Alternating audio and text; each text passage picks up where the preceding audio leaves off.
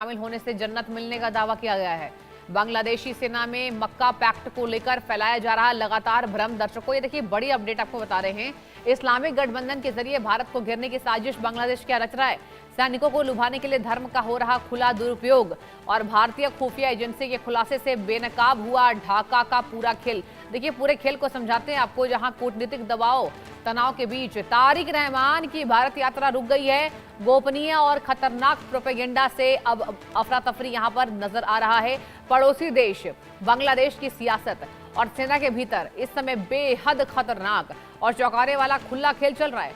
Pakistan, Saudi अरब, तुर्की के बीच हुए मक्का रक्षा समझौते के दायरे में बांग्लादेश को घसीटने के लिए एक अजीबोगरीब और भावनात्मक प्रोपेगेंडा चलाया जा रहा है। रिपोर्ट्स के मुताबिक बांग्लादेशी सेना के भीतर ये झूठी और सनसनीखेज अफवाह फैलाई जा रही है कि यदि ढाका इस मक्का सैन्य गठबंधन में शामिल होता है तो सैनिकों और देश के लिए जन्नत जाने का खुला रास्ता हो जाएगा। इस्लाम के पवित्र नाम मक्का की भावनात्मक आड़ लेकर सशस्त्र बलों के भीतर भारत के खिलाफ माहौल तैयार करने की नापाक कोशिश की जा रही है। कुछ बर्खास्त सैन्य अधिकारियों और कट्टरपंथी गुटों की मिलीभगत से यह संदेश प्रसारित किया गया है कि अगर बांग्लादेश को भारतीय प्रभुत्व से पूरी तरह मुक्त होना है तो इस इस्लामिक सैन्य गठबंधन का हिस्सा बनना ही एकमात्र विकल्प है। यह सारा घटनाक्रम तब और संदिग्ध हो जाता है जब इसके पीछे की कूटनीतिक चालों पर नजर डाली जाती है।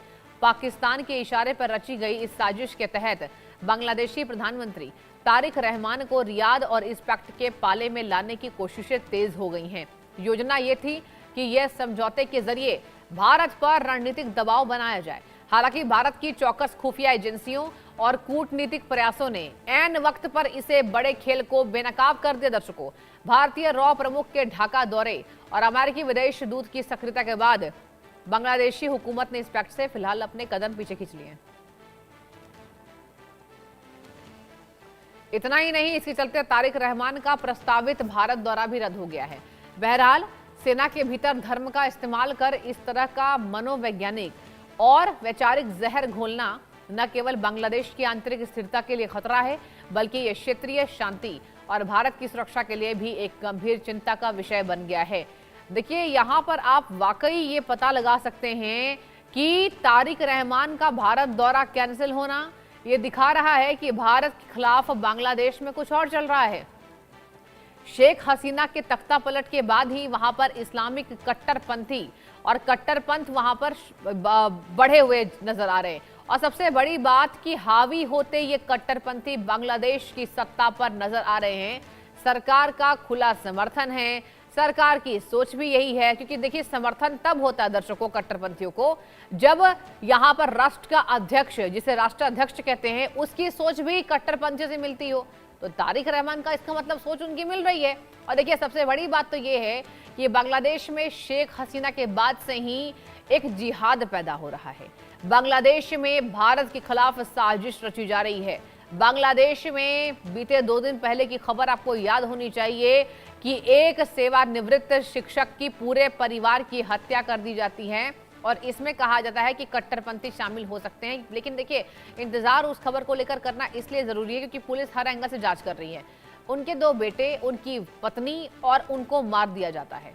यानी कि बांग्लादेश में हिंदुओं के यहाँ पर सुरक्षा पर गंभीर सवाल इसलिए भी हैं क्योंकि वहां हिंदू टारगेट हो रहे हैं। आपको याद होगा दीपू दास, कैसे दीपू दास को जिंदा जलाया गया था इसी बांग्लादेश में खुले चौराहे पर, और जिस तरीके से खुले चौराहे पर उसे लटकाकर दर्दनाक मौत इन जिहादियों ने दी थी, जिसको भारत आज भी नहीं भूला है। हर पल भारत की जनता में एक गुस्सा है, एक आक्रोश है बांग्लादेश के लिए। बांग्लादेश के खिलाफ भारत में भी गुस्सा, आक्रोश बढ़ता जा रहा है। लेकिन आपको बताएं कि ये जो नई खबर आई है ये मक्का पैक्ट को लेकर है।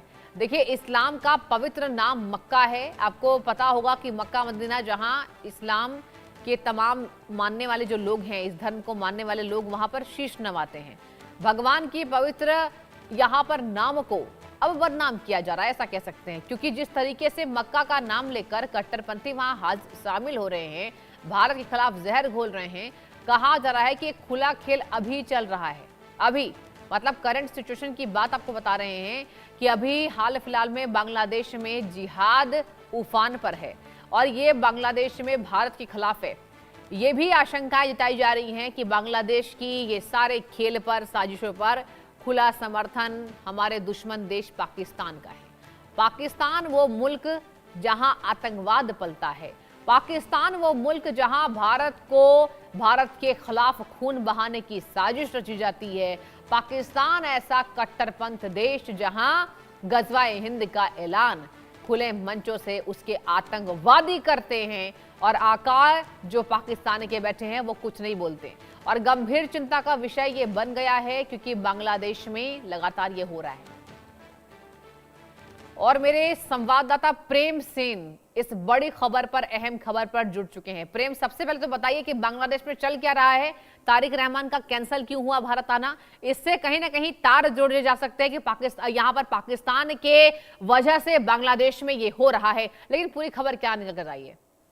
बिल्कुल, देखिए, पाकिस्तान की वजह से ये बड़ी खबर हमें देखने को मिल रही है क्योंकि मेक्का पैक्ट को लेके एक पूरा प्रोपोगेंडा आ रहा है कि पूरा एक प्रोपोगेंडा फॉलो किया जा रहा है जिसके तहत बांग्लादेश मिलिट्री में अब कंफ्यूजन का माहौल है। हाँ। क्योंकि एक तरफ मेक्का पैक्ट है, दूसरी तरफ जो रिलीजियस सेंटिमेंट्स है, इन सब चीजों को लेके एक पूरा कंफ्यूजन का माहौल बन चुका है। हाँ। जैसा कि आप देख रहे हैं, ये जो विजिट है ये बहुत महत्वपूर्ण होती है और इससे जो इस्लामिक प्रोपोगेंडा है, इस्लामिक रिलीजियस प्रोपोगेंडा है, उससे इसका जो कंफ्यूजन है वो आपको बांग्लादेश आर्मी में देखने को मिल सकती है। अच्छा, लेकिन प्रेम ये बताइए कि मक्का पैक्ट में जिस तरीके से यहाँ पर भूमिका बांग्लादेश की सबसे ज्यादा बढ़कर आ रही है और बांग्लादेश जो है इस पैक्ट में शामिल होने के लिए उत्सुक है। उत्सुकता तब होती है जब कोई विचारधारा थोपी जाती है। विचारधारा तब थोपी जाती है जब किसी देश के खिलाफ साजिश रचना हो, और यही हो रहा है मक्का पैक्ट में। एक तरफ याद कीजिए प्रेम, चलिए जोड़कर देखते हैं इस विषय को, क्योंकि पाकिस्तान के खिलाफ भारत की तैयारी चल रही है ऑपरेशन सिंदूर 2 की, और पाकिस्तान में बौखलाहट है सिंधु जल के पानी को रोकने के लिए। बांग्लादेश में शेख हसीना का तख्ता पलट होता है, उसके बाद लगातार ये खबरें आती कि जिहाद वहां हो रहा है। अब प्रेम ये बताइए, तारिक रहमान क्या ऐसा मूक दर्शक बनेगा क्या? क्योंकि तारिक रहमान तो कुछ नहीं बोल रहे हैं। देखिए, अगर हम देखें, इसकी पूरी हिस्ट्री जुड़ती है कि जो बांग्लादेश का जो Islamist jihadist mindset Sheikh Hasina के आउटस्टर के बाद बना है, उससे इसके तार जोड़े जा सकते हैं। क्योंकि जैसे ही जो शेख हसीना को हटाया गया, उसके बाद एक रेडिकल इस्लामिस्ट ग्रुप उसके पावर में आया, और पावर में आने के बाद यूनिस को पावर में लाया गया।